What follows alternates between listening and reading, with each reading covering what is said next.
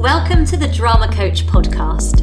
I'm Lisa, actor and communication coach, helping young performers and the people surrounding them build confidence, skill, and a real understanding of the industry. What progress really looks like for young performers. Hello, welcome back to the Drama Coach podcast.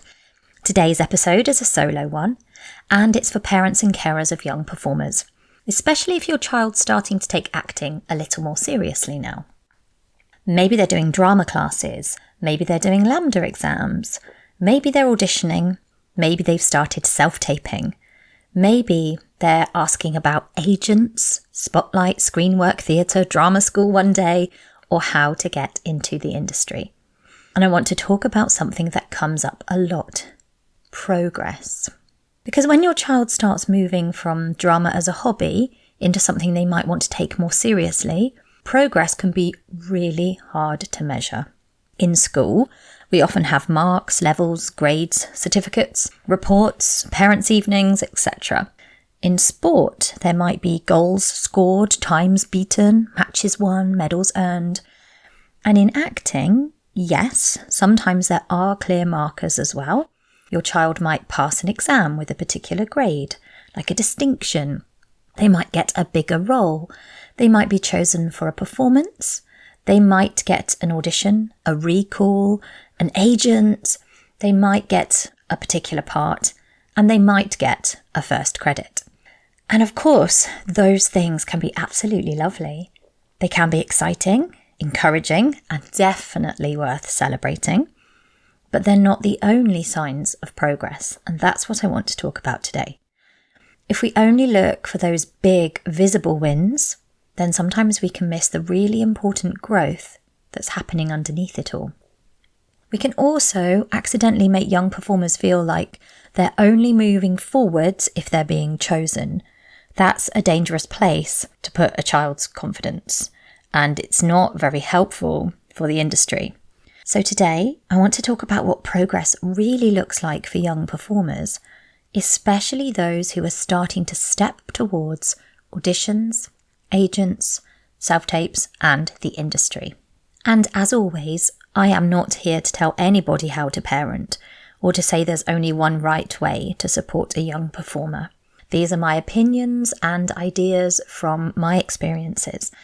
Every child is different, every family is different, and every journey is different. So take what feels useful, leave what doesn't, and adapt it to your own child. I'm sharing this from my experience as a drama coach, an actor, a teacher, a chaperone, and a mum, because I think some of the most meaningful progress is sometimes quieter than we expect. Now, I have 14 points of what progress can look like, and in my opinion should look like, for young performers. So there's plenty that you can look out for, praise, and celebrate. So point 1, progress might look like showing up properly. Let's start with something simple. This showing up properly, it doesn't mean just physically turning up. It means turning up ready for a class, for an audition, for a self-tape, for a rehearsal, for a workshop, a LAMDA lesson, coaching session, etc. When children first start, so much of all of this is managed by the adults around them, and that's completely normal.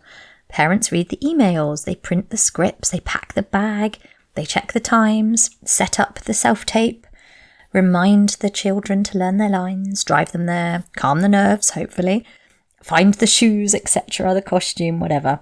But as children grow, progress can look like them beginning to take more ownership over all of this. They might start putting their own script in their bag. Perhaps they're particularly proud of their script and, annotating it and digesting it and looking after it, taking it everywhere they go.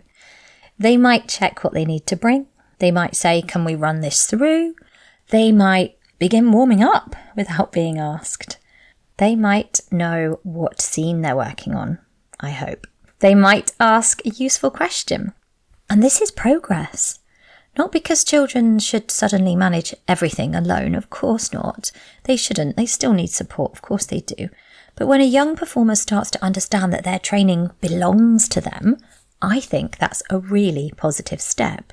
Because acting is not just something that happens to them. It's not passive. It's something they practice, they build, and it's something that they learn to take responsibility for little by little. My second point is that progress might look like listening. And I've talked about listening before. One of the biggest signs of development in acting is listening. And I know that doesn't sound exciting, like getting a role, but honestly, the listening is one of the clearest signs that a young performer is growing. At the start, many children are focused on their own line, their own moment, their own nerves, their own face, their own voice, their own performance. And that's completely normal and a necessary part, of course. But over time, you want to see them becoming more aware of the people around them. Are they listening to the teacher, the other actor? Are they responding rather than just waiting to speak? Are they noticing what's happening in the scene? Are they taking direction? Are they working with the group rather than just performing at the group? That is real acting progress, because acting isn't just saying the lines, and you've heard me say this before. It's reacting, it's receiving, it's being changed by the other person. It's telling the story together. So if your child is becoming a better listener, that is fantastic progress. And this is one of those skills that will help them everywhere, not just in their acting, but it'll help them in life. It will help them in their acting in terms of auditions, rehearsals, on set, on stage. Then we've got school, friendships, interviews, later in work life. I think that listening is hugely underrated, both in acting and in life. Point 3, progress might look like being less performy, I've put in quotation marks, or performery, or showy. This one I do see a lot, especially when children start moving towards screen work or more truthful acting as they get a little older. Sometimes the children begin drama by doing quite a lot. And I've wanted this as a teacher. I'd want the big, bold facial expressions, gestures, big, loud, clear voices possibly. Although I've talked about that in my other solo episode. Check out the one before this one. I talk quite a bit about voice, actually, and being big and what, this sort of speak up, dear, and how that isn't always useful. So feel free to check that out. Big emotions, lots of effort. I've particularly seen it in delivering the GCSE drama, for example. We need those strong characters and archetypes coming through. But as your child, like I said, especially if they go down the screen acting route, if they're doing drama for television, it's going to look a lot less performery than it was before. All of that stuff, the big facial expressions, the big gestures, it isn't wrong. It's part of exploring. And a lot of that will work really well in musical theatre, comedy, loads of places. But the children often need to learn that first and then can begin to be more subtle and more real if that's the path that they're going down. As they develop, the progress might look like doing less. So I wouldn't want you to think they're putting less effort in if they're being more naturalistic. It might look more truthful, more connected, more still, more specific, or more real. And this can be surprising for parents because the performance might not look as flashy as it was looking before, but this could be much better acting. A child who used to shout every line might begin to realise that sort of this angry or bold character can work quietly. They can be intimidating, can't they? By whispering that line, for example. A child who used to cry through a sad scene might begin to find there are more layers, and actually trying not to cry is more realistic because it's what, particularly adults do, but maybe, I would say children and teens too. We try not to cry. We try not to show our emotions as a human, don't we? So they're trying not to cry, acting, might look more subtle but more realistic than that crying and bawling that perhaps they were doing for a character before. A child who used to show excitement with lots of bouncing around might begin to understand what their character really wants. And again, if this is screen acting, we're almost zooming in, letting the emotion come to them more than them emit the emotion, if that makes sense. That's all progress. It's not bigger, it's clearer.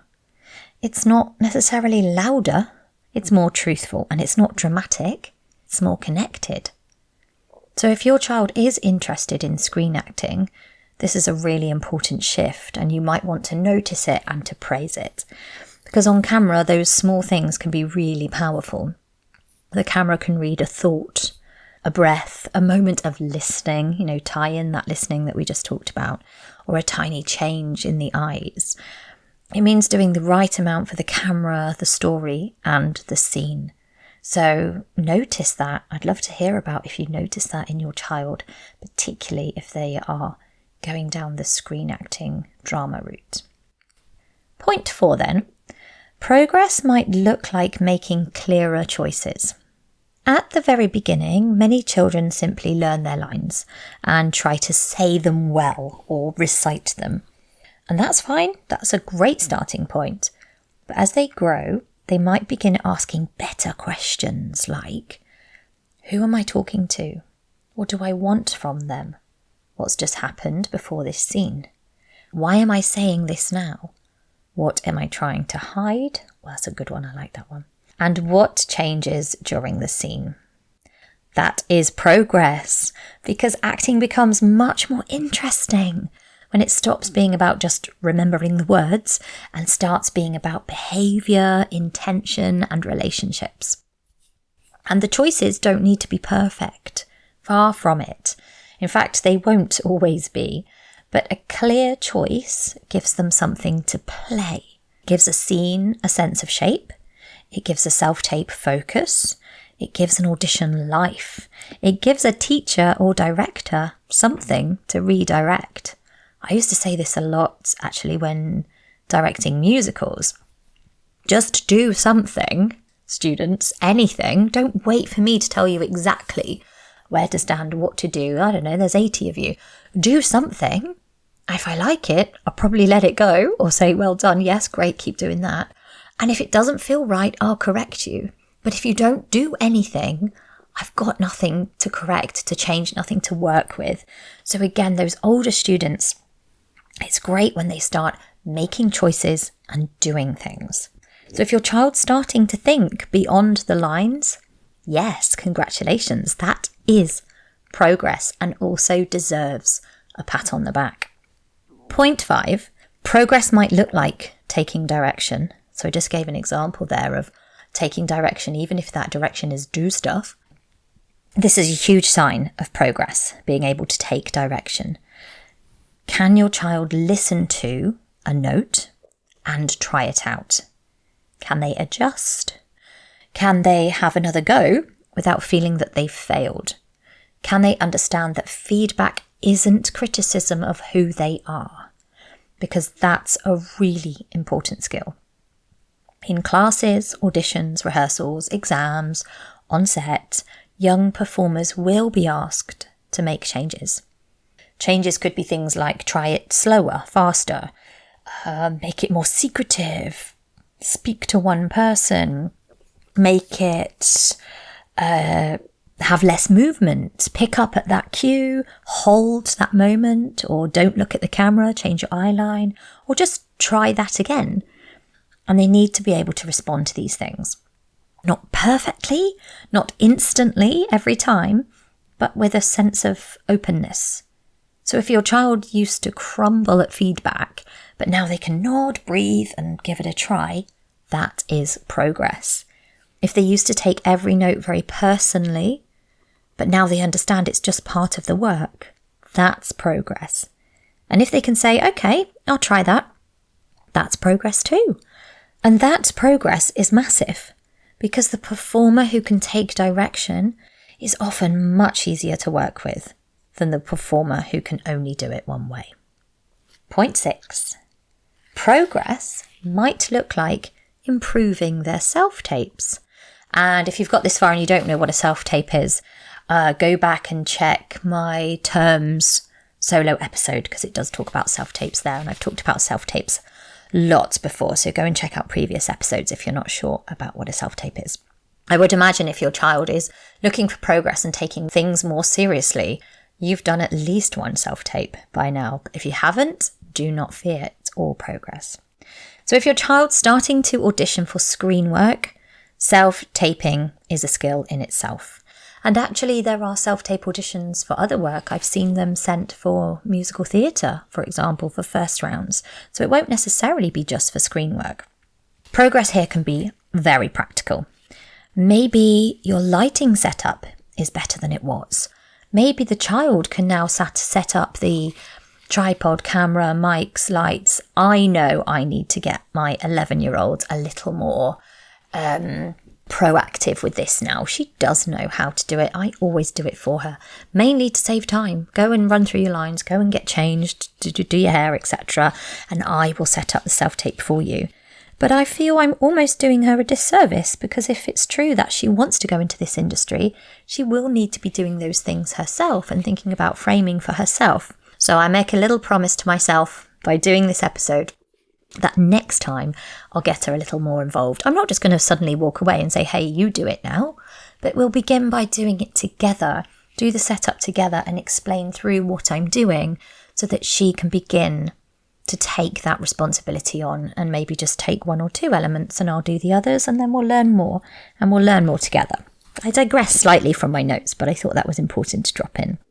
So I said maybe your lighting is better than it was, maybe the sound is clearer, the background is calmer. I still think a lot of this comes from the parent, so this is a really good one to begin teaching your child. Maybe their eye line makes more sense. If they're asking those questions about character and script, they're going to think about who they're looking at and where that other character is, so maybe those start to make more sense rather than being random. Maybe your child is not doing some endless takes and spiralling. I think you've heard me say sort of 3 takes max, get it all set, everything learned, and 3 takes max, otherwise you're giving yourself a lot to do. And as the child gets older, perhaps they're going to take some responsibility for the editing and cutting it together.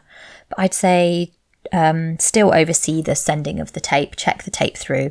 Maybe don't let them, if they're young, send it off to their agent without checking, because you wouldn't want to miss out on anything. But that's a great thing. Often the students, the kids, the young people are actually better at some of the editing software than us adults, depending on your job and your capabilities and what you've done so far. Maybe they're also learning to choose which take tells the story best, not just the one where they felt they looked the best or said the lines perfectly. No such thing as perfect in my mind. Maybe they're able to look at those takes and listen to those takes more subjectively and think, oh yes, that works as a piece of drama. Maybe they're learning to read the instructions properly. That's another thing I definitely take the reins for, the instructions, the breakdown. Highlight it. I think you've heard me talk about this before. Highlight what I think are the important things, then hand it to my child, and actually it makes them miss something that they would have picked up on. So again, that's ownership, giving it over to them and then checking it through is probably a better way than trying to take all of the control as they're getting older and as they're taking things more seriously. Maybe they're starting to understand things like framing, stillness, clarity, connection. All of that is brilliant progress. I think actually this point 6, the self-tape point, is the one where they can make the most tangible and obvious progress by learning all of that technical setup. If that's come from you so far, start to allow them, if you've got time, allow them to be involved and take more ownership. This might not be super glamorous, but it's real and it's useful. I think self-taping can feel really stressful at first, especially for parents. There's the tech, the deadline, the reader, the nerves, the takes, etc.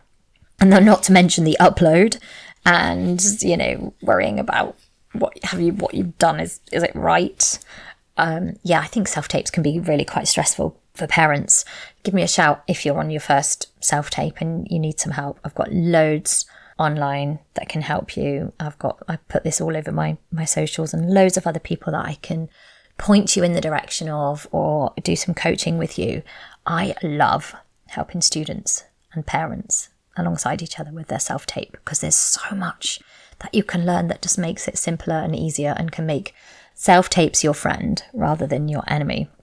It doesn't mean creating some sort of Hollywood studio at home. It just means gradually learning how to make your tape clear, calm, truthful, professional enough for the casting team to see the work and not get distracted by other things. It's the acting that matters the most. So if your home self-tapes are becoming clearer, less chaotic, yes, that is great progress for you probably as well as your child. So do celebrate that if your self-tapes are getting clearer. Point 7. Progress might look like recovering from mistakes. And this is one of my favourites. Progress is not never making mistakes, is it? Progress is recovering from them. In a performance, your child might forget a line, miss an entrance. Haven't we all? They might drop a prop. They might speak too soon. They might stumble over a word. They might lose focus. All of this happens. Even professional actors make mistakes. The question is not, did something go wrong? The question is, what happened next? I was talking to students about this week and saying, as long as you stay in character, whether this is on stage or screen, stay in character, or an audition. Sometimes those accidental moments, like when the chair gets knocked over and it's not supposed to, as long as you react in character, it can be magical, it can be real. Maybe it makes the final cut. Maybe you stick in their mind. Maybe they don't even think it wasn't planned. Mistakes can be wonderful and can be magical. As long as you stay in character and deal with them, they can be gifts rather than the opposite, rather than sending you spiraling. So what did happen next when something went wrong, in inverted commas? Did your child keep going? Did they stay in character? Did they listen for help? Did they breathe? Did they find their way back? And did they avoid making a tiny mistake into a massive moment or an out of character moment? That's huge progress. I think this is absolute gold. I love it when this happens. I love it when mistakes happen and it becomes better than it would have been without the mistake. That's real progress. And like I said, this is for auditions, tapes, performances. It works. It's similar across all of that. You know, even if they're then doing another take, can they reset? Can they try again without spiraling, without stressing? Can they laugh something off without falling apart? Can they understand that one mistake, it does not ruin everything? Far from it. I think this matters a lot. Resilient performers are not performers who never feel disappointed or nervous. They're the performers who learn how to keep going and how to go again. Point 8 then. Progress might look like handling disappointment differently. So we'll handle the mistakes in point 7, but we might need to handle the disappointment as well. So this is another big one. Progress might not be that your child stops feeling disappointed. They'll still feel disappointed if they don't get the part, if they don't get the recall, if they don't get signed, if they don't get into a particular group, if someone else is chosen and they aren't. Of course, that can hurt, of course. And we don't need to pretend that it doesn't. But progress might look like how they handle it. Maybe they're still upset, but they don't decide that they are terrible. Maybe they still need a little cry, but they don't want to quit everything afterwards. Maybe they can say, I'm disappointed, but I'm really proud that I tried. That would be great to hear from your child, wouldn't it? Maybe they can be happy for someone else, even when they're feeling sad for themselves. I think that's wonderful. And then they can stay positive. And when they stay positive, more good things are going to come to them. Maybe they can come back the next week without letting that heavy emotion sit with them in that next session. All of that is progress. And honestly, it's a life skill too, isn't it? Because performing involves rejection, comparison, waiting, uncertainty, and not always getting what you want. Obviously, so does life, doesn't it? And if your child's interested in this industry, this is going to become very important. Casting isn't simply a reward for the best actor. You've heard me say that before. It's all about the fit, isn't it? Things like age, height, look, voice, energy, the list goes on and on. Chemistry, experience, availability, needs of the story, so many things. So if a child learns early on that not being chosen does not mean they're not good, that is incredibly protective. Doesn't mean they won't feel sad. It means they won't build their whole identity around the result, and I think that really matters. So point 9, progress might not look like being better in the room. This is another sign of progress. If your child's in the room, that might be a drama class, a rehearsal, an audition, a workshop, being on set, or even in the waiting room, are they becoming easier to work with in these spaces? Are they listening, respectful? Are they prepared? This is kind of culminating lots of the things we've said already. Are they kind to other performers? Can they wait? Can they stay focused when they're not the centre of attention? Can they take feedback without becoming defensive? Can they be friendly without being distracting? All of that matters. And I know being easy to work with, in inverted commas, can sound a bit bland, but it's not. It's professional. It means people can trust them. It means they understand that acting is collaborative. It means they're learning how to be part of the room, not just the person being watched. And in the industry, that really does matter. And of course, children are children. They're not tiny adults. I've said that before. They'll have wobbles. They'll get tired, overexcited, make mistakes. But child-appropriate professionalism can still be learned and used in all of these rooms. Things like saying hello, listening, being polite, being ready. We've talked about that. Knowing when to be quiet and when to ask questions. I mean, that can be a tricky one, can't it? Because it can be different depending on so many circumstances and different people that they work with. Thanking people, of course, and treating others well. All of these things count. Point 10. Progress might look like being a better ensemble member. And I've talked about the importance of being an ensemble member before, and this is another sign of progress if your child is working well with others. Are they becoming more generous? Do they support other performers? Do they share ideas without taking over? That can be a hard one. I've seen students really develop with devising work, actually, and being able to share their own ideas, but also listen to others and develop and culminate and put together all of those ideas. I think that's a big one. Do they accept when someone else has a bigger part? Do they stay focused when they're not speaking? Do they understand that the scene is not only about them? That's real growth, because acting's collaborative, isn't it? I would argue even a monologue can be about connection, who you're speaking to, what you want from them, what's just happened, what changes. I have a monologue video course, actually. If monologues are new to you or you're working on something specific and you want more help, there's a video course. Just hop to my website, thedramacoach.co.uk/courses, and you can check that out there. So yeah, even a monologue is still about connection. Although you're working on your own, it's got so many elements involved. You know, there was a script written by someone, and you need to think about what changes within this monologue. How are they affected by the characters that aren't necessarily on stage right now? And in group work, of course, this becomes even more important. Being an ensemble member, that's where it really counts. A young performer who learns to support the whole story is developing maturity.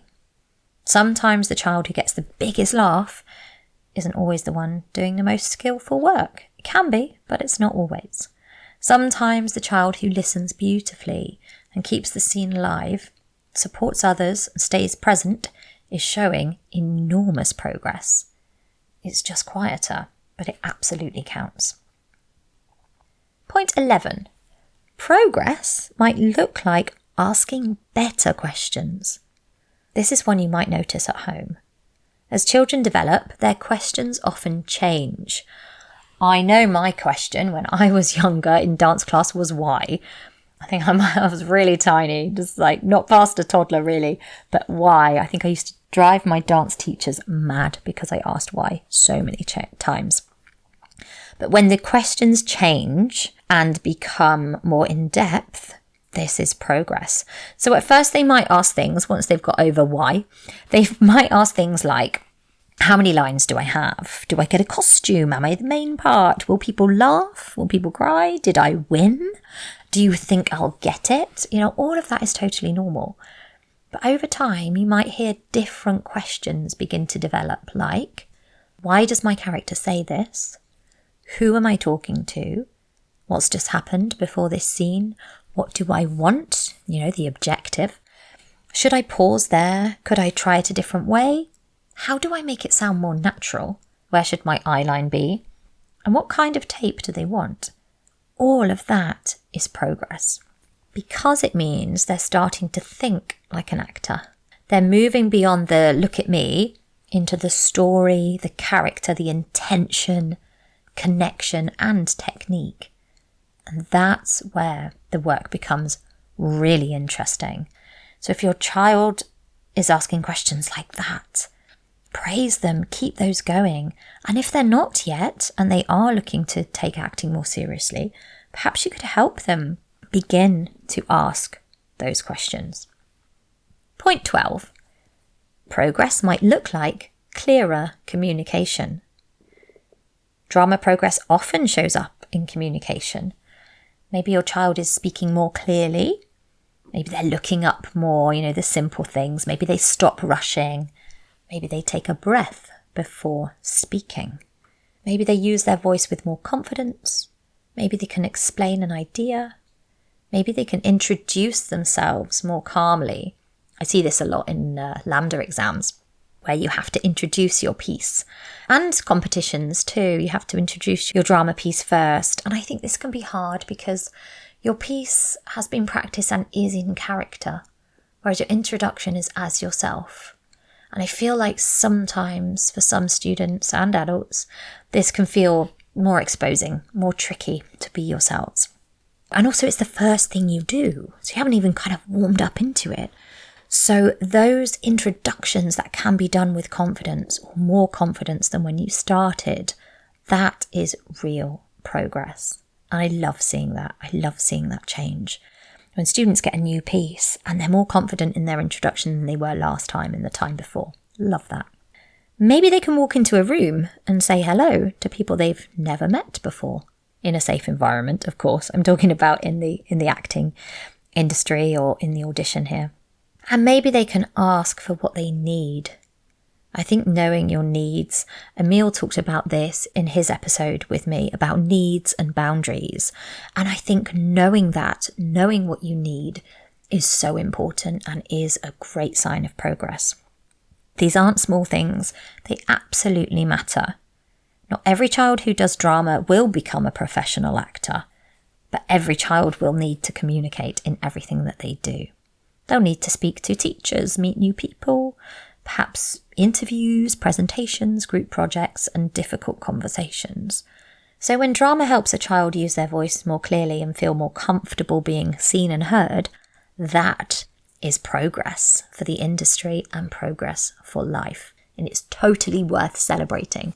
I hope if you're listening and you've noticed some of these things in your child, you're going to go and praise them for them. So point 13, we're nearly there, the penultimate point for progress, is that progress might look like knowing when to rest. I think this one matters too. And I've noticed in my eldest that she now knows when she needs to rest and how and what to do. Progress doesn't always mean doing more, does it? I've learnt this as an adult, but I certainly wasn't aware of this as a child. Doesn't always mean more auditions, more classes, more tapes, more shows, more exams, more workshops. Sometimes progress is recognising when you need a break. If they're exhausted, tearful, constantly comparing themselves, losing the joy, that's so sad, or feeling like every opportunity is super high stakes, it might be time to pause and look at the bigger picture. And I've talked about this before, about agents would be happier that the child steps out than forces themselves through it. I mean, there might be this situation where they've not got as much energy, or they are under the weather, but they want to do it and they do it anyway. But if they're not wanting to do it repeatedly, then perhaps they need a break from the industry. Or if they are unwell, perhaps they do need to have a break and not do that one and do the next one. That can be really frustrating, can't it? I've noticed in my children, actually, and they've had something important coming up, and then they've been under the weather and they've said, can I stay off school today? Sore throat, blah, blah, blah, whatever. Yeah, of course, if they're ill, I'm not going to force them to school. But if they'd been a little niggle and nothing else on, I don't know. I think I'd be tempted as a parent to be like, yeah, you're fine, off you go. In the back of my mind, and I know they've got that huge performance coming up or whatever, or a big exam at school. It might not be relevant to the acting necessarily. But yeah, I think I'm more inclined, judge me if you like, but I think I'm more inclined to say, yes, take the day off, or don't go to dance tonight because you're under the weather and you have that important thing tomorrow or next week or whatever it is. But again, I'm not telling you how to parent. That's just my idea. And it's growing and learning, isn't it? And knowing each other. A husband joked yesterday and said, if it was me when I was a child, I would have come and really put it on for my parents so that they wouldn't send me to school. But my eldest was very honest about how she felt and her sore throat, etc., but without laying it on thick or sort of faking. And we did chat to her and say, well, look, it does look like you could push yourself into school, but then you might be ill for this performance. What do you want? And we'll support you. And she took one day off, a dance session off, and was better and is back today and has had that time to rest. So I think knowing when to rest, she's 14 now, so she does know herself and know her own body. I think learning, that's progress for a child to learn when they can push themselves and when they need to rest. But I was trying to talk in this podcast, I'd planned for this section to be, taking a break out of the performing if necessary. But sometimes it can just be taking that one session off or that one day off. But again, you know your child best, you know your situation, you know if they're faking it or if they really do need a break. That's totally up to you. I digress slightly with that because that happened yesterday, so that was on my mind. So sometimes progress is the child themselves or yourself recognizing when the child needs a break. So as I was saying, if they're exhausted, tearful, constantly comparing themselves, losing the joy for performing, or feeling like every opportunity is high stakes, it might be time to pause or just look at the bigger picture for a while. It doesn't mean they're not serious. It means they're human. Young performers, they need their training, yes, and they need opportunities, experience, discipline, but they do also need rest. They need their school, their friendships, their family, their holidays, their hobbies, their downtime, and a sense of who they are beyond just casting, if they're taking this really seriously.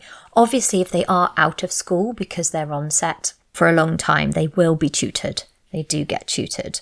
But I think coming back to their school and their friendships is important. Would love to hear what's working for you if your child is on a long-term series and being tutored on set. I would love to hear about that experience. Get in contact, drop me an email, lisa@thedramacoach.co.uk, if you'd like to share how that's working for you and your child. So if they're taking a break, it's not a distraction from acting and it supports it. A grounded young person is usually a healthier performer. So my final point 14, is that progress might look like joy. Yay! Might still look like joy, even though they're taking this more seriously. Let's not forget joy. That's probably where this came from in the first place, the joy to perform. Sometimes when a child starts moving towards the industry, everyone gets so focused on improvement, auditions, agents, credits, results. And then we forget to ask, don't we, do they still enjoy it? Because they might not be enjoying it every second, and that's okay. No child necessarily enjoys every rehearsal. Oh, I don't know, I think I did. Every note, every warm-up, every repetition, every bit of waiting, every self-tape deadline. If those pressures are creeping in, they're not necessarily going to enjoy every moment. Actually, I didn't enjoy learning the lines, for example. But overall, is there still joy? Do they love stories? Do they enjoy pretending? Do they still get excited about a script? Do they still want to perform? And do they still feel connected to something? Because joy matters. It's not childish. It's not unprofessional. It's not separate from the craft. Joy is what keeps the performers going. So if your child is growing in skill but losing all the joy, that might be worth pausing and thinking about and asking why. Are they tired? Are they under too much pressure? Are they in the wrong class? Check out the solo episode on drama class. Are they doing too much? Are they comparing themselves too much? Are the adults around them making every opportunity feel enormous? I hope not. It can be easy to get excited about big opportunities and then accidentally pile the pressure on, can't it? Progress should never cost them their love of performing. So, I hope you've had something to think about in those 14 points. Let's wrap that up with, what should parents look for then? So, instead of asking or looking for, did they get the lead, the highest mark? Did they win? Did they get picked? Did they get the role? Did they get the agent? Did they get the credit? Etc., etc. You might instead or also ask, are they braver than they were? Are they listening more? Are they clearer? Are they more focused? Are they kinder? Are they taking feedback better? Are they recovering from mistakes or using their mistakes to their advantage? Are they making more specific choices? Are they beginning to understand character and story? Are they taking more ownership? Are they learning how the process works? And are they still enjoying it? Those are the questions that I feel give you a much fuller picture of progress. Because a child can get a role and not necessarily be progressing in the way that you or they had hoped. And a child can miss out on a role and still be growing enormously. Both of those things can be true. So if you're supporting a young performer who wants to act, audition, or step towards the industry, try not to measure their progress only by those obvious milestones. Those roles are absolutely exciting, and the auditions can be useful. Agents can open doors. The marks can be encouraging, and the credits can be lovely and very exciting. But that deeper progress is often quieter. It's in the child who tries again, the one that listens, the one that takes a note, the one that supports someone else, the child who speaks a little more clearly, the child who no longer panics when something goes wrong, the child who starts asking better or deeper questions, the one who handles disappointment without deciding that they're not good enough, and the child who learns that their worth is not tied to just one result. All of that is progress. And sometimes that is the progress that lasts the longest. Thank you for listening to my 14 points on what progress might look like in drama in a young performer. I sincerely hope you found some of that useful and that some of it connected with you, perhaps with what's happening now or what you can see happening in the future. I really hope that those bits of advice can be useful. And again, like I said, I'd love to hear if you're using some of this. Get in contact with me, drop me an email or give me a comment on my socials. And I'd also love to hear what you would like coming up as we move into series 2. This is quite near the end of series 1 now. As we move into series 2, we're going to look at that sort of post-16 drama training, post-18, so adults, and where they can find acting work as they begin again doing it for themselves. I'm sure you're not going to abandon your child as they're 16, 17, 18, 19, 20, onwards and onwards. I'm sure you're always going to support them. But as they begin to take that ownership and to apply for roles themselves, a lot of that is going to be in series 2, and we're going to be talking to drama school teachers, more casting directors, lots of industry professionals, and we're also going to look at ideas that your child may not have thought about for the industry. Those technical elements, those backstage elements, we're going to be looking into a lot of that in series 2. So stick with it, follow the podcast if you haven't already. Parents, you're still absolutely welcome, but we're hoping that young performers will also be autonomously using the podcast to help themselves as well. Thanks for listening, and I will see you in the next episode. Thank you so much for spending this time with me. If this episode resonated, do share it with someone who might need it. And don't forget to follow for more. You can find me on TikTok, Instagram, and other socials at The Drama Coach, and on YouTube for longer videos and training. See you in the next episode.